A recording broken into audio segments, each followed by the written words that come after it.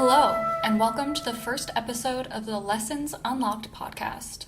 I'm your host, Colleen McCracken, and I couldn't be more excited to start this podcast. I've been looking for ways to increase music education accessibility, and I think that this podcast can make a difference. The Lessons Unlocked podcast uses a virtual platform to engage with student musicians through masterclass-style instruction. Students may submit a recording of their playing for in-depth feedback to be shared with all listeners. This way, students who submit can get feedback, and any other student with access to the podcast can learn from the masterclass. I've been playing the flute for about 14 years now, and I'm currently pursuing a Master of Music in Flute Performance. I think playing the flute is one of the most enjoyable things in the world, and I hope some of you share that feeling. I'm originally from Southern Illinois, and I grew up taking lessons with Dr. Shelley Munier at Southern Illinois University, Edwardsville. Since then, I've been able to study the flute with Julie Thornton, Michelle Avignol, and now Dr. Erica Boysen. If you're curious to know more about me, you can find some information at colleenmccracken-flute.com, and I'll include that link in the description.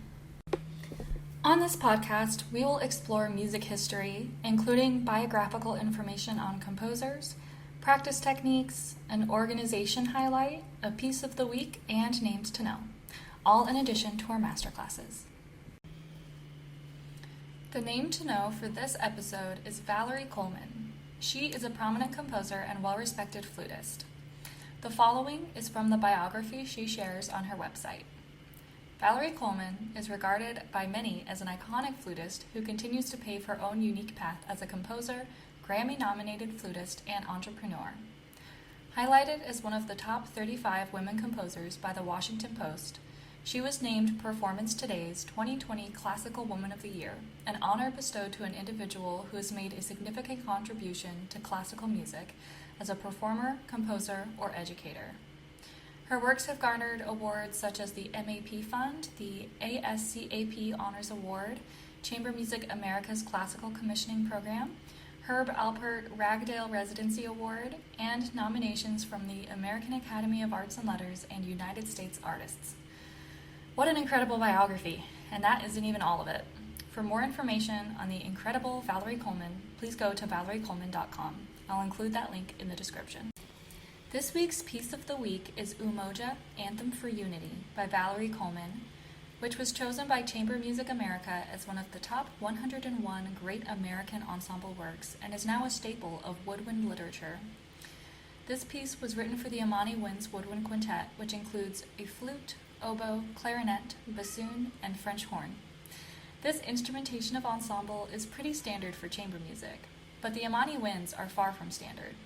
They're known for presenting outstanding, new, diverse works. Valerie Coleman, the composer of Umoja, was a founding member of the Imani Winds. They actually have a published recording of Umoja, which I'd highly recommend you listen to after this episode. Here's a little bit about the piece from a publication by Dr. Amanda Sowell on interlochen.com. Umoja is a Swahili word meaning unity. It is the principle of the first day of Kwanzaa. Valerie Coleman's piece Umoja has grown and evolved and taken many different forms in more than 20 years since she first composed it. The very first version of Umoja was a piece for a women's choir composed to celebrate the first day of Kwanzaa. The music featured a repeated melody and call-and-response form, and the lyrics summon children of all to hear the winds call because it's time for unity. Coleman has said that this first version embodied tribal unity and the sense of a drum circle in which participants are sharing oral histories together. As I mentioned, the piece ended up being popularized as a wind quintet, but has since been arranged for many different ensembles, including symphony orchestra. Dr. Sowell states in her article that Coleman reworked the choral piece Umoja for her new wind quintet, the Imani Winds, and the piece quickly became one of the ensemble signatures. Imani Wind's first album was even called Umoja. Coleman said that she wanted the piece Umoja to serve as an anthem for Imani Winds to celebrate the individual members' diverse heritages. I'll remind you to give the piece a listen at the end of the episode. This week's highlighted organization is the Flute Society of St. Louis. The Flute Society of St. Louis is a nonprofit organization operated by a board of directors that work on a volunteer basis. This organization strives to provide its members with activities that showcase the flute in professional and educational development. They provide events that cater to the needs of a diverse audience, which includes students, amateurs, professionals, and teachers. Their primary goal is to offer flutists of all ages events that educate and enrich their knowledge of the flute, its performance, and its repertoire. This organization is very special to me because it is the first flute society that I ever joined, which I think happened when I was about 10 years old. The Flute Society of St. Louis offers recitals and master classes with internationally acclaimed artists, flute festivals, workshops, lectures, demonstrations, student competitions, adult flute choir performing groups, youth flute choir performing groups, and an annual member showcase. They recently co-hosted a flute day at Southern Illinois University, Edwardsville, with the SIUE Flute Club. Their guests were Laurel Zucker and Daniel Dorff. Thankfully, I was in town for the day, and I got to attend this awesome event. Way to go, Flute Society of St. Louis. For more information on them, please check out flutesocietyofstlouis.com. Our performer today is Olivia from Illinois, playing Allegro from Leonardo da Vinci's Sonata for Flute and Basso Continuo. Now, Da Vinci isn't known for his music, so I had to do some digging to get background on this piece. I am unable to find the exact date of composition, but we know Da Vinci lived from 1690 to 1730, which puts this piece in the Baroque period. If you'd like to follow along with Olivia's playing, a copy of the score is available on imslp.com. If you're unfamiliar with IMSLP, it stands for International Music Score Library Project. This website provides free copies of music as well as free recordings. They do have to follow copyright laws, of course, so not every piece is on there, but most works from before 1930 can be found on the website. Again, it's imslp.com, and I'll include a link in the description. Olivia, take it away.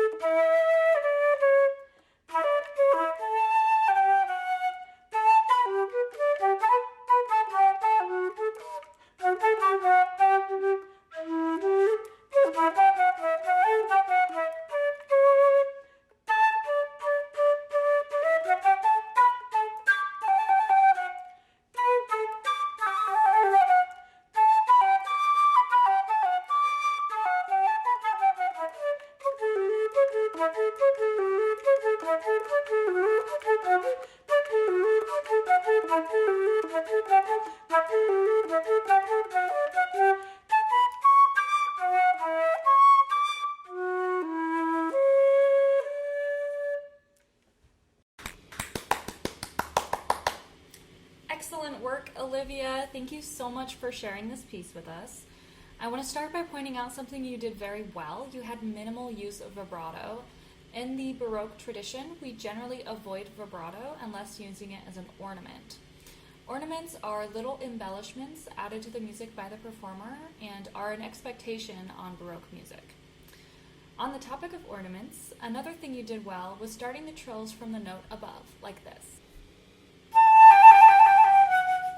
as opposed to starting on the lower note of the trill. It's standard for this time period to start trills from the note above, so nice job catching that detail. There are other kinds of ornaments I think you could incorporate in this piece. That could be a mordant, which is similar to a trill, but we only play the upper note once. A turn, where we play the starting note, then the upper note, and then the starting note again, then the lower note, and then we end back on the starting note. And another one is a Nachschlag or a cadential trill.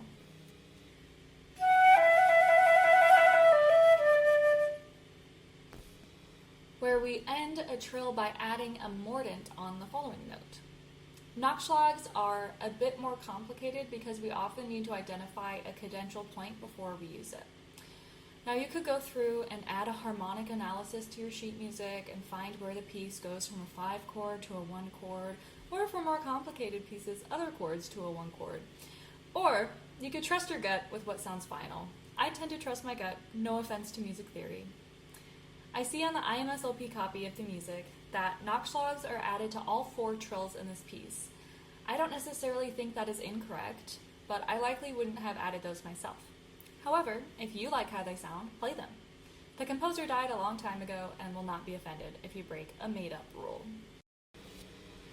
A nice bonus of Baroque music is that we often get to choose our own articulation patterns. In that time period, composers left a lot of choices up to the performer, so you can take many liberties and still remain in the Baroque style. For example, on the 3rd line of the 2nd page, I would change the articulation written to a staccato on the first note with a slur over the following 3 notes, and I do the same thing on beat 1 of the following measure. I'll play that for you.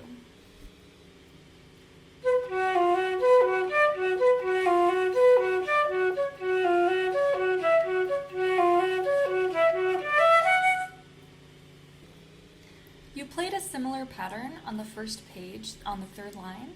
I think the audience might prefer bringing that pattern back on the 2nd page, and I also think it makes the note pattern easier to play. I'd encourage you to check out the copy on IMSLP just to give you some more ideas on articulation and ornamentation. Not to say that that copy is somehow more correct than yours, but I think it has some good ideas that might lead to some good ideas of your own. I'd also check out some recordings of other flutists playing this piece for some more inspiration. I noticed that your tempo wasn't completely consistent throughout the recording. A good rule for determining which tempo to play is by going at the speed at which you can play the hardest section. It's easy to start too quick. It's something that almost all of us tend to do. So I will normally write on the top of my page to think about the tempo of the hardest section and sing through it in my head before starting. And remember, playing under tempo is totally okay. I also think that we could have had some more dynamics throughout the recording. Now, recording a piece, dynamics are always going to sound a little bit different than if they were being performed live, so take this with a grain of salt. I didn't hear a whole lot of dynamic contrast, so I would think about really overemphasizing anything he wrote. He didn't write down many dynamics in this work, so I think you should add some of your own. And I think a good place to add your own dynamics would be from around measure 10 through that fermata, since there isn't anything happening dynamically, but there's so much happening musically and technically, and I think some dynamics would really add to that section. Thank you so much to our performer today, Olivia from Illinois. I appreciate your bravery in recording yourself, sending it to someone, and especially sending it to someone knowing that they're going to post it online. That's something that is terrifying to just about any musician you can find. So thank you so much for being brave and doing that for us today. Before I finish up the episode, I'd love to talk a little bit about why I decided to start this podcast. I started the Lessons Unlocked podcast with an idea to create something that could meet the needs of communities who cannot engage with live, in-person masterclasses. Growing up in a small town surrounded by rural communities, I had to wonder about the opportunities available to young musicians who do not have easily accessible music lesson or masterclass opportunities. I also felt concerned for those without the funds to pay for lessons or masterclass experiences, and that's what led me to start this podcast. This podcast is an accessible option for masterclass-style music education, something I'm very passionate about, and I hope you are too. And now, as a thank you to our performer from today and to all future performers, I'm including some of my own playing from back in 2018 to play us out. Thank you all for listening to the first ever episode of the Lessons Unlocked podcast. Thank you to our performer of the day, Olivia, and a final thank you to all music educators. You are so appreciated. Go listen to the Amani Winds play Umoja by Valerie Coleman, and I'll have more for you next week. Bye!